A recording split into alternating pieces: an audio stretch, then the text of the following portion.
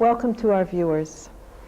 Islamic law, or Shariah, is a subject of much talk within certain Muslim countries. Westerners often think that the Shariah has been used as an excuse to deny the human rights of many people. They fear the consequences. We have with us today as our guest Professor Dr. Anis Ahmad. Assalamu alaikum. Alaikum assalam wa rahmatullah. Dr. Anis is a professor at the International Islamic University in Pakistan. I'd like to ask you, Dr. Anis, isn't the Sharia similar to the law of Moses in the Old Testament? Isn't it something harsh and legalistic? Thank you very much. There is difference between Sharia and what is known as fiqh or law. Sharia is source. Sharia is principles. Sharia has also a few commandments, but those commandments also act as source for further legislation. Okay. While fiqh or law is the outcome of that exercise in which Quran and Sunnah have been used as basis. Therefore, Sharia is dynamic, is fluid, is modern. Okay. While law, whether it is law of Manu or law of Moses, is a frozen document. Okay. It declares by certain words X is correct or X is wrong. Now, you mentioned that there are certain misgivings and Yes. about Sharia that exist. I think you're very much right. As soon as we heard this word Sharia, people visualize in many cities some part of population has lost their hands, others have lost their heads. A few are hanging somewhere on the corners of the streets. Yes. And that's what is the vision of Sharia that exists in the minds of many Yes. people. Now, Sharia is not a threat. It's not something to be afraid of. But Sharia simply means how to regulate your life according to ethical principles. Let me, in just half a minute, give you what are the objectives of Sharia. Okay. Sharia has first and foremost an objective that no human life should be violated unjustly. Secondly, that no one should be allowed to insult or attack faith of the other person. Thirdly, that no one should be allowed to live a life of insanity, but live life of sanity, reason, rational existence. Next, no one should be allowed to play with the honor and dignity and respect of an individual. Therefore, sanctity of lineage. And lastly, the sanctity of ownership or whatever a person possesses. These are the 5 recognized, known principles or objectives of Sharia. These 5 objectives safeguard human rights, that the life, that the honor, that the property, religious liberty and reasonableness and rationality of the individual and society must be preserved and promoted. Which means Sharia safeguards human rights and does not violate or does not harm any human rights. Yes. Unfortunately, certain acts of some Muslims somewhere have been taken out of context, expanded, enlarged, generalized in the form of fears. Yes. If somewhere in the world a person violates Quranic principle and says no women can go out and study in colleges, It is not Sharia. It's that one individual who has misunderstood Sharia. The Quran says very clearly that you have to seek knowledge. Those who are knowledgeable are not equal to those who are not knowledgeable. Those who are knowledgeable have more nearness to Allah subhanahu wa ta'ala. Not one, but in many places it talks about knowledge. Having said, if some Muslim comes and says, well, girls should not be educated, then he is wrong, not Sharia.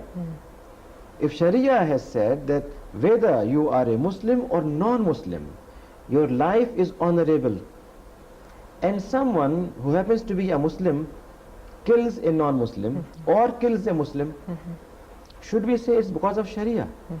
Yes. It's because of his misconduct. Yes. So we cannot attribute certain things which have happened. I'm not saying we don't have that problem. I'm sure, just as you will have some Christian communities for over 50 years destroying other community in the name of Catholicism and Protestantism, Yes. but you don't say it's Christianity which is Yes. causing all this. That's right. Similarly, you may have some Muslims somewhere who have done something, but we don't say since they have done it, Sharia is responsible for it. Yes. Yes. When Muslim groups talk about implementing Sharia, bringing the society under the rule of Islamic law, what do they visualize? Do they visualize the kind of community that was the original community of the Prophet Muhammad, peace be upon him? Do they mean the enforcement of interpretation from one of the schools of Islamic law? Or do they mean, as it seems in the press, that it means you will have communities of people missing hands and heads and so forth? What do they normally visualize? I'll not repeat myself, but Yes. I would like to extend further what I have said. To give you a concrete example, suppose Muslims in New York want to implement Sharia in terms of dress code. Should they say that in New York every Muslim lady should wear a long shirt and nothing else? Or they will try to find out from the Quran and Hadith what is defined as modest dress. What's the principle? If the principle is to cover beauty, not to be provocative, not to be obscene, not to be nude, then they will come up with their view that we would like to have a dress that suits our climate, that suits needs of people, their job, and in view of that they will design a dress of their own. Okay. Now Muslims in a farm in South Africa may develop a different dress because farm requires different kind of dress. People who are living in Alaska will require a different kind of dress. All these dresses will be according to Sharia Islamic, because we do not have one single dress known as Islamic dress. Yes. Islamic dress is defined in the Quran as libas at-taqwa, the dress of piety, moderation, honesty and fairness. So with that view, Sharia is not going to be imposed. I said a while ago that no people will lose their hands, but theft will be curbed. And when you don't have theft, when you don't have hunger, when you don't have misery, you will not cut hands of people. Yes. So it's a matter of looking on Sharia positively, not looking on it negatively. Okay. This idea of hands being cut because of theft, let's get to the basic problem. Yes. Why should people steal in the first place? Does the Islamic community address the problem of hunger, as you say? Is there in the principles of Islamic law something to provide for correcting this problem? The Quran talks about theft and says that thief, whether he happens to be a male or female, amputate hand of either. السارق والسارقة فاقطعوا أيديهما. And that hukum is universal. That hukum cannot be rejected by anyone or changed. Yet, in the time of Umar bin al-Khattab, the second caliph, a famine takes place, and Umar says, since state cannot provide people with food, we will not cut hand of any thief. It's historic phenomenon, Yes. which means that theft is not a matter of just stealing something, but it's a matter of stealing when you have no justification for it. Okay. If you are given a job, if you are given dress, if you are given food, if you are given shelter, if you are given health, if you are given even a wife and family, and one still insists, no, after having everything I need, I must steal, should we say, bravo, you deserve praise?